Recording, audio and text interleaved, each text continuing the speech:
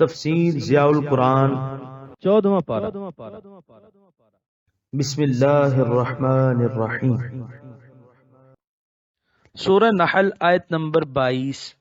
الہکم الہ واحد فالذین لا یؤمنون بالآخرة قلوبهم منکرة وهم مستکبرون۔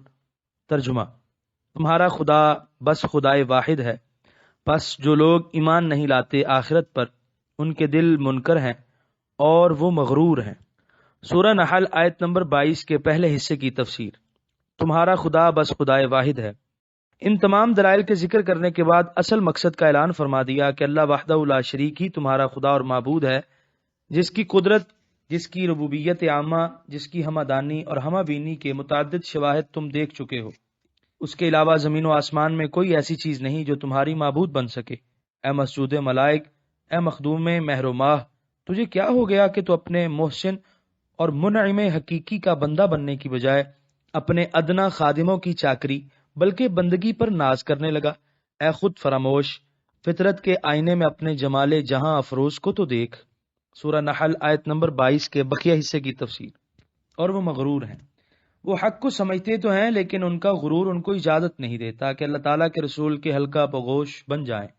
فرمایا اگر وہ مغرور و متکبر ہیں تو اللہ تعالیٰ مغروروں اور متکبروں کی پرواہ نہیں کرتا، انہیں اس غرور کے نشے میں ہی بدمست چھوڑ دیا جاتا ہے یہاں تک کہ موت کا وقت آئے اور وہ ناشناد و نامراد ابدی عذابوں میں دھکیل دیے جائیں۔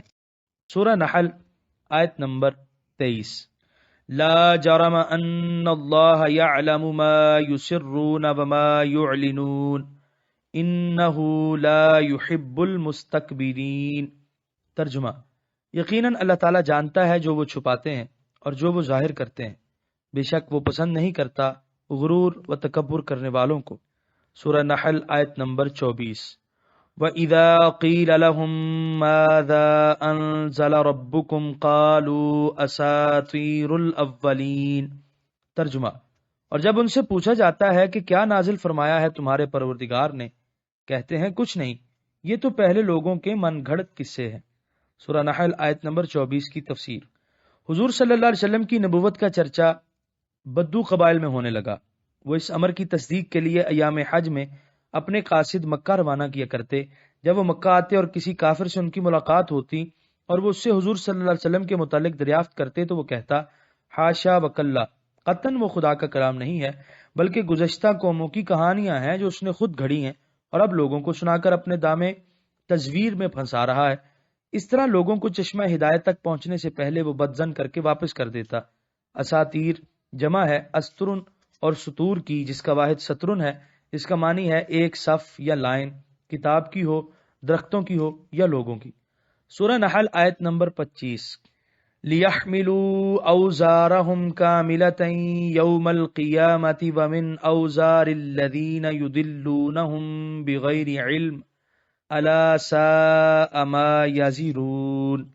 ترجمہ: تاکہ اس ہرزہ سرائی کے باعث وہ اٹھائیں اپنے گناہوں کے پورے بوجھ قیامت کے دن، اور ان لوگوں کے بوجھ بھی اٹھائیں جنہیں وہ گمراہ کرتے رہتے ہیں جہالت سے۔ کتنا برا اور گراں ہے یہ بوجھ جسے وہ اپنے اوپر لاد رہے ہیں۔ سورہ نحل آیت نمبر 25 کی تفسیر۔ حضور صلی اللہ علیہ وسلم نے ارشاد فرمایا کہ جو شخص لوگوں کو ہدایت کی طرف بلاتا ہے تو اس کی دعوت پر جتنے لوگ ہدایت قبول کرتے ہیں ان سب کا ثواب اسے ملتا ہے اور ان کے ثواب میں کوئی کمی نہیں کی جاتی، اور جو شخص گمراہی کی طرف بلاتا ہے اور جو لوگ اس کی پیروی کرتے ہیں ان سب کا گناہ بھی اس پر لاد دیا جاتا ہے اور ان کے گناہ میں کوئی کمی نہیں ہوتی۔ یہاں پر 14ویں پارے کا 9واں رکوع مکمل ہوا۔